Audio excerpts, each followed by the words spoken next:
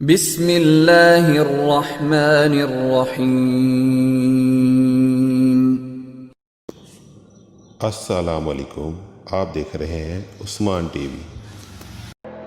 خوابوں کی تعبیر۔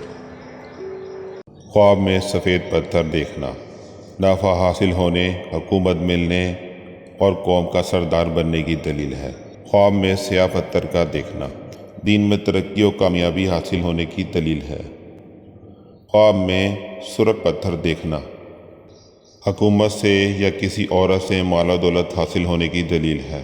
خواب میں سبز و نیلا پتھر دیکھنا غیب سے ہدایت پانے اور بزرگی ملنے کی دلیل ہے۔ خواب میں زرد پتھر دیکھنا مال و دولت حاصل ہونے کی دلیل ہے۔